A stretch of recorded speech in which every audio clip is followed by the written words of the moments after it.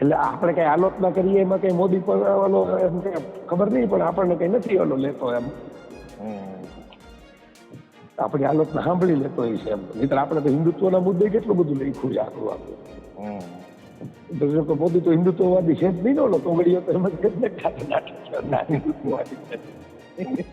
ખૂબ જ ફેમસ અને જાણીતા મોટિવેશનલ સ્પીકર જય વસાવડાની એક કથિત ઓડિયો ક્લિપ છે, સોશિયલ મીડિયા પર ખૂબ જ વાયરલ થઈ રહી છે અને લોકો હવે અલગ અલગ ટિપ્પણી પણ કરી રહ્યા છે. જોકે ગુજરાત તક આ વાયરલ ઓડિયો ક્લિપની પુષ્ટિ નથી કરી રહ્યું, પરંતુ આ ઓડિયો ક્લિપ ખૂબ જ ભયંકર છે.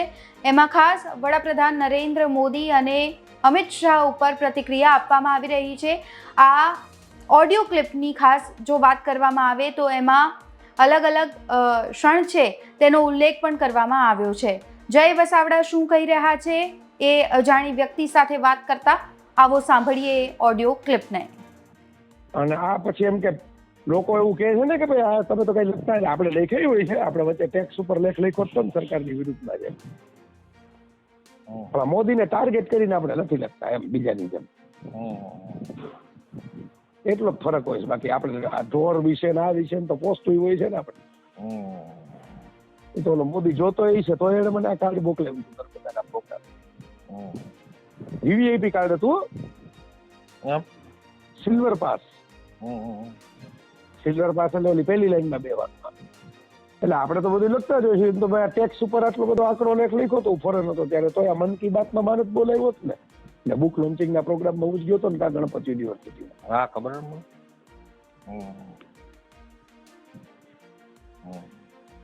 એટલે આપણે કઈ આલોચના કરીએ એમાં કઈ મોદી પર ઓલો એમ કે ખબર નહીં, પણ આપણને કઈ નથી ઓલો લેતો એમ.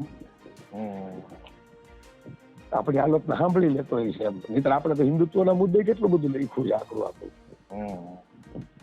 મોદી તો હિન્દુત્વવાદી છે જ નહીં ને, ઓલો કોંગડીઓ તો એમ જ કે હિન્દુત્વવાદી છે.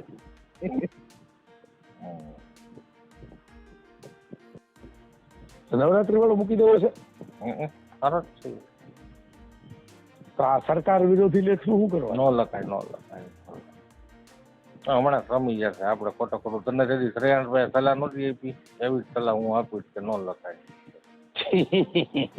હા, એમાં તો આપણે અમિત શાહ ની કુંડલી કાઢી લીધી હતી લેખની અંદર. તો શ્રેયાંશભાઈ સાહેબ જ નહીં. અત્યારે અમિત શાહ ક્યાંય પહોંચી ગયો. આપણે સાહેબ હોય તો ખોટા ખોટા લોકો કઈ યાદ રાખતા નથી એવું.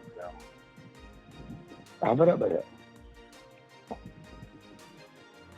નહીં, આપણો મુદ્દો એમ છે કે આપણે એમ તો હિન્દુત્વના નાના એવા 5-6 મુદ્દે કે આ ઢોર બોક ને એના મુદ્દે ટીકા કરીએ છીએ, એ તો વર્ષોથી કરીએ છીએ. તો મોદીને તો ફરક નથી જ પડ્યો ને, બીજા કોઈને ફરક ન પડે એમ. હોય નહીં, હમણાં રમી જશે બધું. હમણાં એકાદો ઓલો કઈક જોરદાર એકાદું કઈક બોમ્બ ધડાકો કરી દેશે. એ તો કાઢશે કઈક છેલ્લે હિન્દુ મુસ્લિમ વાળું ને આ દાઉદ વાળું કેવું કઈક કાઢશે, જોજો ને તમે. હા, એને તો એ આવડત છે ને કેમ કાઢવું, બધું ઠરી જશે.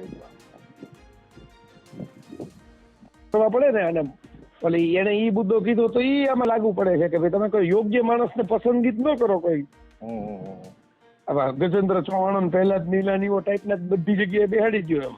હા, બરાબર. તો પછી આ જે યુવા વર્ગનો ટેકો હતો યુવા વર્ગ જ નારાજ છે અત્યારે, એવું છે.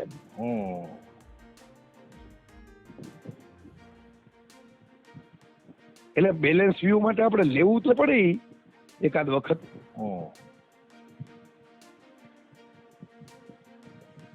આપણે તો ટ્રીક કરી નોટબંધીનું ઓલું લખી જ નાખ્યું હતું, ખબર છે ને? નોટબંધી હાલતી હતી ત્યારે જ આપણને ગંધ આવી ગઈ હતી કે આમાં કઈ લોચો છે. લેખ મેં લેખ નતો લખ્યો, ભારત અને ક્રાંતિ કઈ તો બધું યાસુર સુધી થઈ જવાનું છે, આમ છે તેમ છે ને. નવરાત્રી વાળા સોંપી દેવાય. લે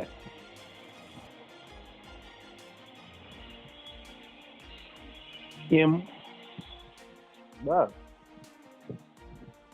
રેહાનભાઈ કીધું તું ને, તમે યાદ પડશે. આપણે બકાલું ફોન આવ્યો તો મને યાદ છે. આપણે જુબેલીએ બકાલું લેતા હતા ને ફોન આવ્યો તો યાદ છે મને. બોલો ત્યાં અમિત શાહ વાળો ઠઈકો હતો ત્યારે. ત્યારે તો ઓલો જેલમાં જવાનો હતો ને, એટલે આપણે કચકચાઈ જ લખ્યું હતું.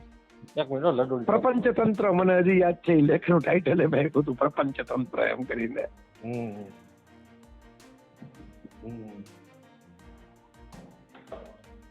તો શેષભાઈ જે મને કીધું તું એ તો બધે યાદ છે કે ભાઈ હવે એમ કે છાપામાં લખે એમાં નીચે નામ ન હોય એમ. હા. તમે મને ક્યાં લખવા નીકળ્યા એમ. હા બરોબર.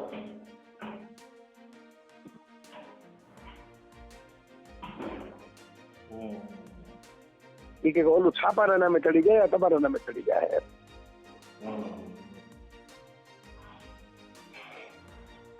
એટલે લખવો તો પડે પણ તો પછી હમણાં લખવો છે પછી લખવો છે એમ. ડાઉન કરી લખા. ચેતન ભગતે જેમ સ્વાર્ટનેસ કરી કે લેખ આખો ભાજપની વિરુદ્ધમાં લખ્યો પણ કોઈ પણ વાંચે ને તો એમ લાગે કોંગ્રેસની વિરુદ્ધમાં લેખ છે એમ. આ રિપોર્ટમાં બસ આટલું જ. ગુજરાતના તમામ મહત્વના સમાચાર જોવા માટે અને જાણવા માટે આપ જોડાયેલા રહો ગુજરાત તક સાથે. નમસ્કાર.